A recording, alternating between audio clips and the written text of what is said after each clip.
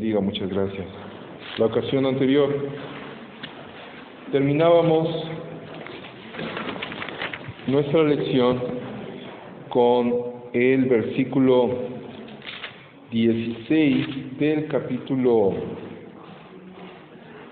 3, en donde veíamos la lista de los apóstoles que el Señor escogió. Lo vemos en Marcos 3, versículo 14 en adelante. Dice de esta manera, Marcos 3, 14. Y estableció a 12 para que estuviesen con él y para enviarlos a predicar, y que tuviesen autoridad para sanar enfermedades y para echar fuera demonios. Y luego tenemos la lista de los apóstoles: a Simón, a quien puso por sobrenombre Pedro, a Jacobo, hijo de Zebedeo, y a Juan, hermano de Jacobo, a quienes apellidó Boanerges, esto es, hijos del trueno, a Andrés, Felipe, Bartolomé, Mateo, Tomás, Jacobo, hijo de Alfeo, Tadeo, Simón el cananista, y Judas Iscariote, el que le entregó, y vinieron a casa. Entonces, nos quedamos en esta lista cuando el Señor escogió, instituyó a aquellas personas que estuvieron con Él, que el Señor les estuvo enseñando, a los apóstoles. Luego, seguimos adelante leyendo el versículo 20 y 21 de aquí de Marcos 3. Y se agolpó de nuevo la gente, de modo que ellos ni aún podían comer pan. Cuando lo oyeron los suyos, vinieron para prenderle, porque decían, está fuera de sí. Recordemos y tengamos presente que el Señor, pues en base a los milagros que Él estuvo realizando, esa serie de milagros que Él ha estado, que ha venido haciendo aquí en el Evangelio de Marcos, por supuesto, su fama crecía y crecía constantemente. De ahí que, donde estaba el Señor, pues la gente se agolpaba, la gente le buscaba. Es por eso que en el versículo que acabamos de leer, dice, y se agolpó de nuevo la gente. Marcos escribe y nos detalla cuán ocupado estaba Jesús. Observamos la reacción de sus parientes, de sus cercanos, que pensaron que su actividad incesante le impedía cuidar en forma adecuada de sus necesidades básicas, cuando dice que ellos ni aún podían comer pan. Y esta expresión que está al final del versículo 21, donde dice está fuera de sí, pues viene la preocupación de sus cercanos, en donde dice, donde pueden ellos pensar, y lo vemos de esta forma, Jesús está más que ocupado, que ni siquiera tiene cuidado de sí. Venía esta preocupación. Luego, vemos la reacción, no nada más de los cercanos, sino también la reacción de los que nunca estuvieron, de los que nunca faltaron. Cómo despreciaron al Señor, pero siempre estuvieron ahí presentes, ¿verdad? Versículo 22.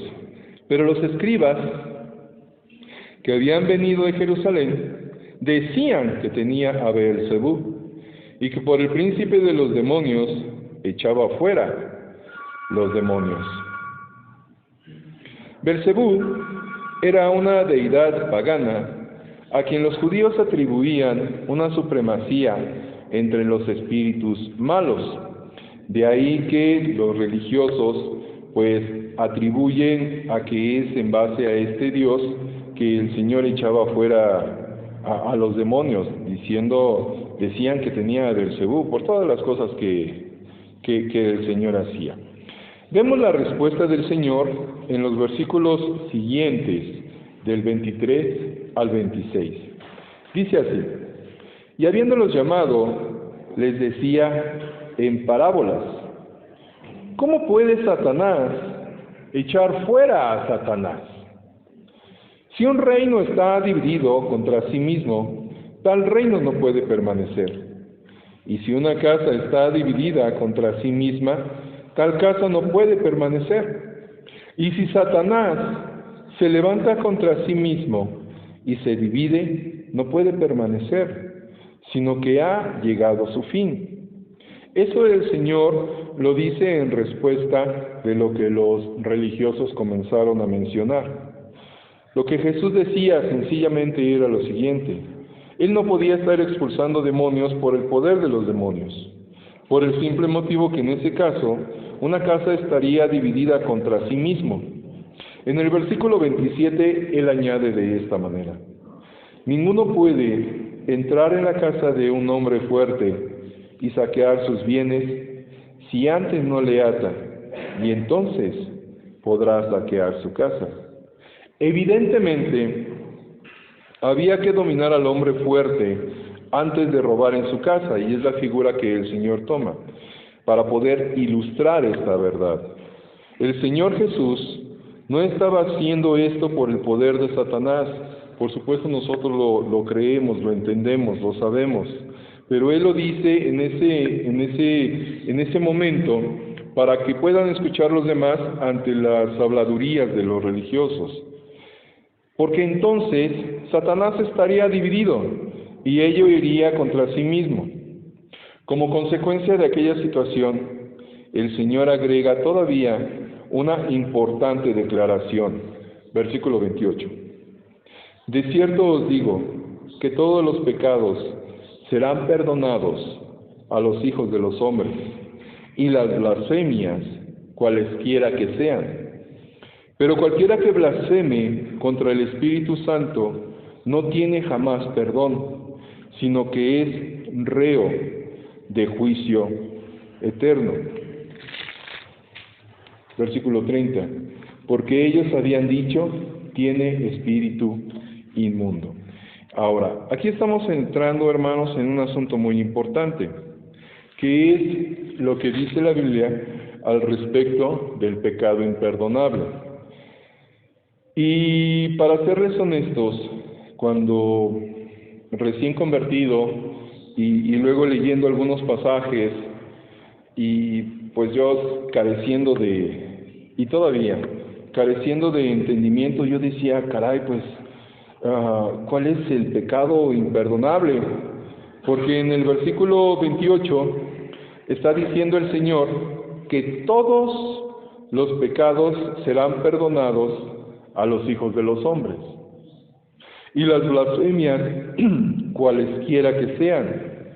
Pero en el versículo 29 Él puntualiza: pero cualquiera que blasfeme contra el Espíritu Santo no tiene jamás perdón, sino que es reo de juicio eterno. ¿Qué es lo que está enseñando aquí? Bueno, aquí el Señor está declarando y enseñando acerca de lo que es llamado, repito, el pecado imperdonable. En primer lugar, ellos le tenían a Él,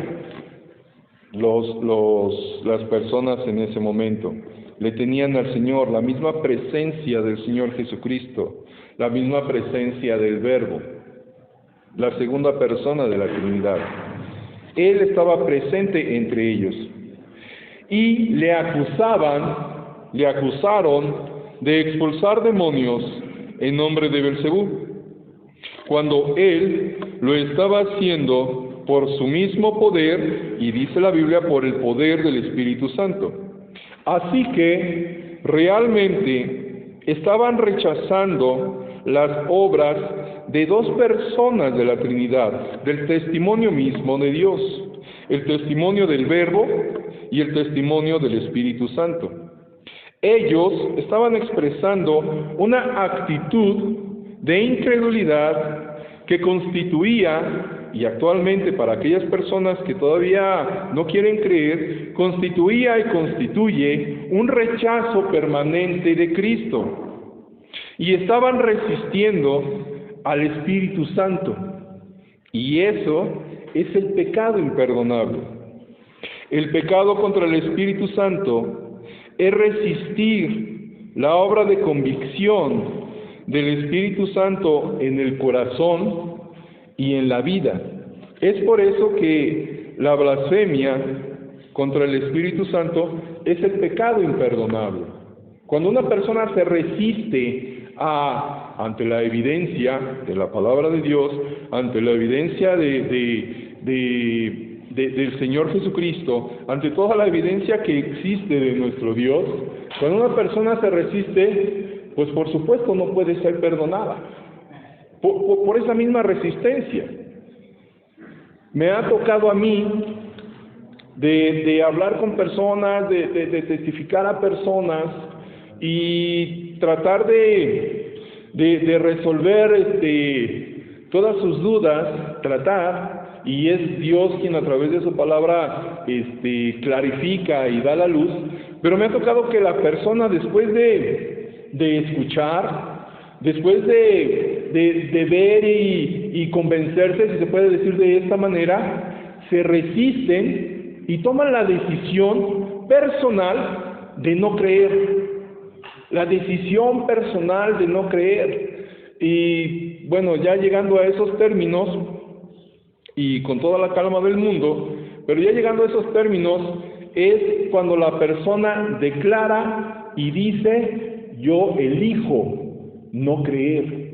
Ante toda la evidencia que se le da, ante toda la evidencia que se le comparte, ante el Evangelio que se le declara tal cual, de que uno es pecador y por tal motivo merece la condenación, merecemos la condenación, de que nosotros por nosotros mismos no podemos hacer absolutamente nada, de que la religión es vana y no ayuda, de que nuestras buenas obras no nos ayudan para salvación, de que no hay nada en el mundo que pueda auxiliarnos y ayudarnos para perdonarnos y para ser salvos, sino únicamente la expiación y el sacrificio perfecto que el Señor Jesucristo hizo en la cruz del Calvario, y que es una muestra del amor de Dios, de la misericordia, la gracia y el amor de Dios, y de que únicamente la persona, entendiendo esto y arrepintiéndose como la Biblia lo declara, y creyendo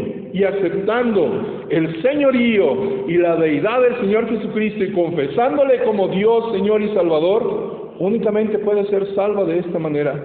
Cuando la persona, entendiendo esto, repito, y decide no creo, ese es el pecado imperdonable, porque se resiste a no creer, aún ante toda la evidencia que hay.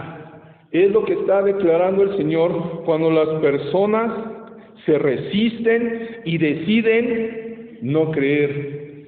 Pues por supuesto no hay perdón para esa persona. Pero cuando la persona, convencida, hace a un lado su orgullo, su soberbia y arrogancia, que eso es lo que verdaderamente es, y es lo que estorba, cuando la persona se humilla, y usted que es salvo, por supuesto me va a entender y va a estar de acuerdo conmigo, cuando hicimos nosotros a un lado nuestro orgullo, nuestra arrogancia y nuestra soberbia, y nos humillamos delante de Dios, y venimos y le pedimos perdón, y reconocemos su señorío, y creemos sus promesas, y le pedimos perdón, viene el precioso regalo de salvación para la persona. Y toda la obra tan perfecta, tan preciosa, tan hermosa del Espíritu Santo en el nuevo creyente. La renovación, la transformación, el sellado, todo eso que la Biblia nos enseña, y que poco a poco el nuevo creyente va descubriendo todos esos preciosos tesoros, pero toda esa obra es la que hace Dios en el corazón que, humillado y arrepentido, viene al Señor Jesucristo. De ahí que el pecado imperdonable es resistirse a la convicción que el Espíritu Santo hace en el corazón de la persona. Continuamos en el versículo 31 y dice de esta forma: vienen después sus hermanos y su madre, y quedándose afuera enviaron a llamarle. Y la gente que estaba sentada alrededor de él le dijo: tu madre y tus hermanos están afuera y te buscan. Él le respondió diciendo: ¿quién es mi madre y mis hermanos?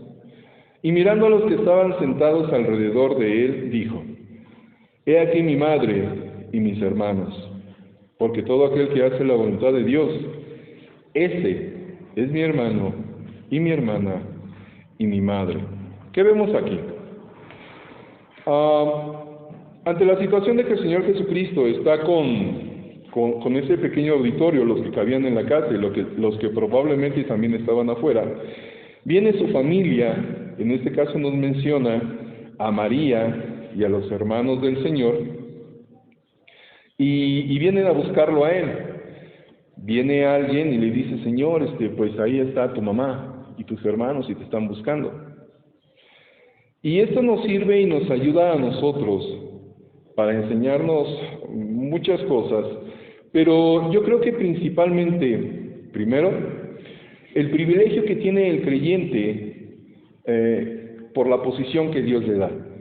Y en segundo, una vez más, la muestra de que para tener una relación con Dios no es necesario intermediarios. Yo recuerdo cuando en la Iglesia Católica, en el Catecismo, pues me enseñaron de acerca la adoración y la veneración a la Virgen María, ¿verdad? Bueno, este versículo nos enseña que tal veneración y tal adoración pues es vana, es vanidad. Aquí en ningún instante el Señor le está faltando el respeto a su mamá, en ningún momento, en ningún momento. Y prueba de ello es que cuando el Señor está muriendo en la cruz del Calvario, todavía tuvo el cuidado de encomendar a su madre para con el joven discípulo, con Juan. Pero aquí el Señor pregunta en el versículo 33, ¿quién es mi madre y mis hermanos? Y luego a los que están alrededor, el Señor dice: He aquí mi madre y mis hermanos. Entonces, ¿quiénes son los que tenemos y podemos tener una relación cercana con el Señor Jesucristo? La respuesta la tenemos en el versículo 35. Porque todo aquel que hace la voluntad de Dios, ese es mi hermano y mi hermana y mi madre. Hablando, por supuesto, de una relación íntima, cercana, fraternal, una relación, hermanos, amigos, que usted, por supuesto, va a entender, esa relación que es muy cercana a una persona, de tal manera que podemos nosotros tener la confianza de acercarnos y poder expresarle todas nuestras situaciones que hay en nuestro corazón, tanto tristezas como alegrías, tanto situaciones que pudieran parecernos simples como situaciones que se nos hacen pesadas. Esa relación es la que uno, el creyente, tiene el privilegio de poder fomentar, de poder crear y hacer crecer. Nuevamente, esto nos lleva a darnos cuenta del precioso, de verdad, precioso privilegio que tiene usted como creyente, que tengo yo como creyente para con el Señor Jesucristo. De poder acercarnos a Él y poder decirle lo que nos pasa, lo que nos sucede, nuestras necesidades, por supuesto. Pero ya no únicamente es la situación de ir con el Señor y presentarle nuestras necesidades, que ciertamente Él las conoce, sino acercarnos a Él, y así como un niño pequeño se acerca a su papá por el simple hecho de estar cerca de su papá. Yo me acuerdo cuando niño, y son todavía algunas imágenes que tengo en mi mente, me acuerdo cuando niño que no había lugar más seguro y no había lugar más precioso para mí que los brazos de mi papá. Siendo yo niño, les estoy hablando cuando yo estaba por las situaciones que vienen a mi mente y ubicando la casa donde vivíamos y demás, estaba yo en primero o segundo de primaria. Esto está hablando alrededor de unos 7 años. Y yo recuerdo los brazos de mi papá, fuertes, vigorosos, poderosos, que me estrechaban. Y todavía en mi mente guardo ese recuerdo de cómo olía mi papá. Olía a mi papá, por supuesto, mi papá. Y no había un lugar más seguro y que yo disfrutara tanto, sin decirle nada, sino por el simple hecho de estar ahí. Dios me da la bendición de que cuando Héctor, siendo niño, de igual forma me buscaba de esa forma, de esa manera, por el simple hecho de estar en mis brazos. Nosotros tenemos el privilegio y la oportunidad de ir y refugiarnos en los brazos de nuestro Dios. Pero tristemente, las actividades, nuestros compromisos, nuestras tareas diarias, que no estoy diciendo no sean importantes, pero todo ese tipo de cosas nos agobian, nos distraen y hacemos menos ese precioso privilegio de ir y buscar los brazos de nuestro Dios, buscar los brazos del Señor Jesucristo, sin decir nada. ¿Cuándo fue la última vez que usted experimentó eso con el Señor? De que pudo ir ahí a su lugar secreto con Dios y sin decir nada. Señor, por el puro placer de estar contigo. ¿Cuándo fue la última vez? ¿No es para poder experimentarlo diario?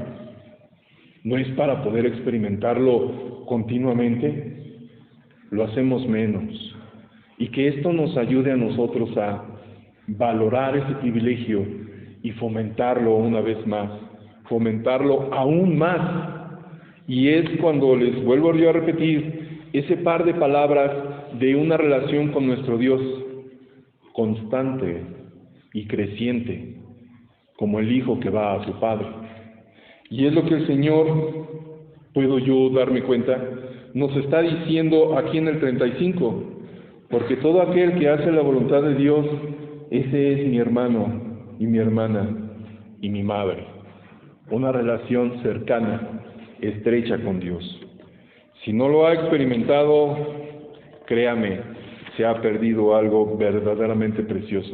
Y si ya lo ha experimentado, por favor que lo experimentemos continuamente y crecientemente. Entramos al capítulo 4 y en este capítulo encontramos varias parábolas, varias enseñanzas. Después de estas parábolas, encontramos el milagro en el que el Señor calma la tempestad. Todo este material que vamos a ver en el capítulo 4 es incluido en este evangelio, excepto por una parábola en particular que se presenta aquí y no se encuentra en algún otro evangelio. Y es la única parte del texto que lo hace notablemente diferente. En primer lugar, vamos a encontrar la parábola del sembrador como una declaración, y luego tenemos la aplicación de dicha parábola del sembrador. Esta es seguida por otras parábolas y después por un milagro. Al principio de este Evangelio de Marcos dijimos que este es un libro que expresa acción continua. Siempre vemos al Señor haciendo algo. En este pasaje, en este capítulo, el énfasis se centra en las enseñanzas, en las parábolas, después de las cuales se narra el milagro que ya mencioné. Pero tendremos ocasión de observar que las parábolas que incluye Marcos, el escritor, son parábolas de acción. Cada una de estas se destaca por el movimiento de su narración activa y dinámica. O sea que, aunque se trata de una enseñanza, aún así, el énfasis recae sobre la acción. Vamos a leer el capítulo 1, dice así. Otra vez comenzó Jesús a enseñar junto al mar, y se reunió alrededor de él mucha gente. tanto que entrando en una barca, se sentó en ella en el mar, y toda la gente estaba en tierra junto al mar. En este punto se destaca notablemente el hecho de que Jesús salió de la casa en que se encontraba para subirse a la barca en el mar. Y es de ahí de donde comienza a enseñar. Y esas enseñanzas tienen un punto culminante en su ministerio y sus actividades. Estaba sumamente ocupado, ya lo vimos, soportando grandes presiones y físicamente cansado. En realidad estaba tan fatigado, como veremos en este capítulo, que se quedó dormido en la barca que surcaba el mar. Y se quedó dormido por cansancio, por agotamiento. Y esto también nos habla y nos declara de su humanidad. En el versículo 2 continuamos leyendo. Y les enseñaba por parábolas muchas cosas, y les decía en su doctrina. Y es aquí donde ya van a entrar las enseñanzas. Jesús utiliza el recurso de las parábolas para enseñarles muchas cosas. En este momento, él se encontraba aproximadamente en la mitad del periodo de 3 años de su ministerio. Anteriormente había usado ciertas ilustraciones simbólicas, tales como hablarle a una mujer que se encontraba junto a un pozo sobre el agua de la vida, o decirle a sus discípulos que les convertiría en pescadores de hombres, y que los campos se encontraban ya maduros para la siega. También les había hablado de la sal, la luz, y en el sermón del monte, de los fundamentos sobre la roca y sobre la arena. Bueno, aquí les va a contar la parábola del sembrador. Versículo 3.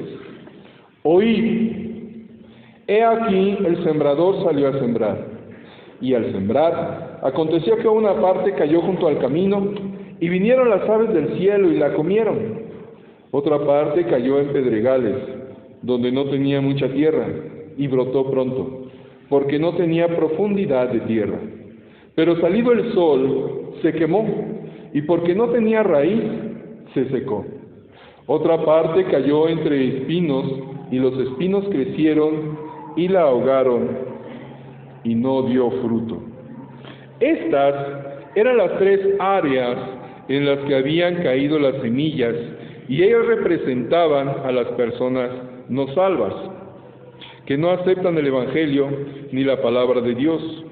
Sus vidas son como el borde del camino, donde las aves devoran la simiente, lo cual ilustra la realidad de que el diablo arrebata la palabra. ¿Y cuántas veces nos ha tocado de que podemos hablar con una persona y se queda convencida, pero las actividades hacen que esa semilla que pudo haber caído y que cayó en su corazón se minimice? Otras personas son como el terreno pedregoso, donde el sol quema las semillas porque la tierra no tiene profundidad. Y en el terreno espinoso, las espinas ahogaron a las semillas. Pero luego se nos habla de la buena tierra. El Señor declara que hubo una buena tierra. ¿Cuál es esta buena tierra? Versículo 8. Pero otra parte cayó en buena tierra y dio fruto, pues brotó y creció, y produjo a 30, a 60 y a 100 por uno. Y aquí tenemos solamente una cuarta parte de las semillas que cayó en buena tierra, y que representa, por supuesto, a los que responden el Evangelio, a los que son salvos, los que han recibido la palabra. Pero observemos también que hay diferentes niveles de producción dentro de estas personas. Unas semillas produjeron 30, otras al 60 y otras al 100.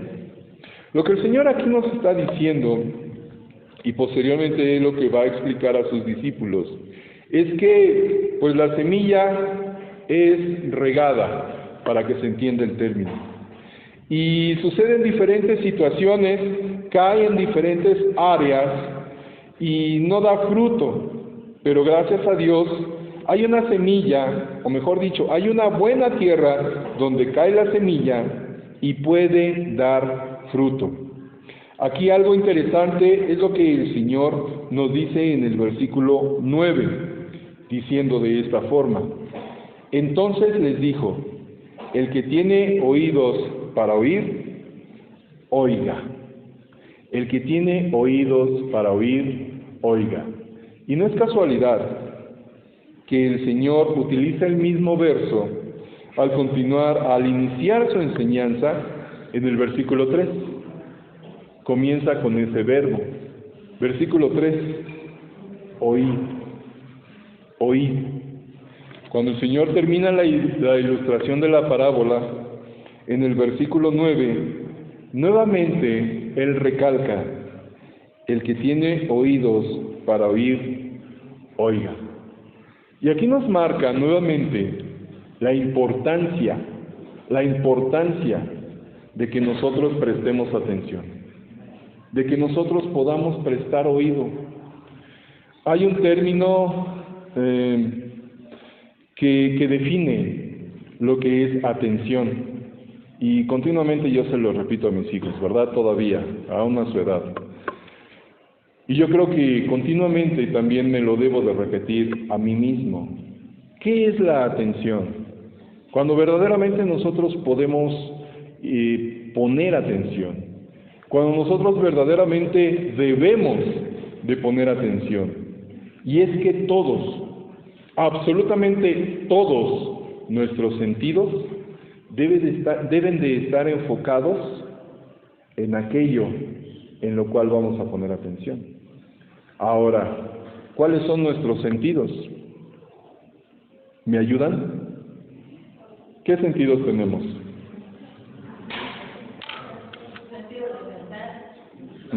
La vista, el oído, el tacto, el gusto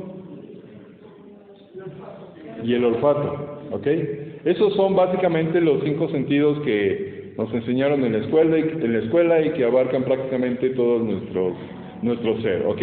Entonces, tenemos el oído, el ojo, el gusto, el olfato y el tacto.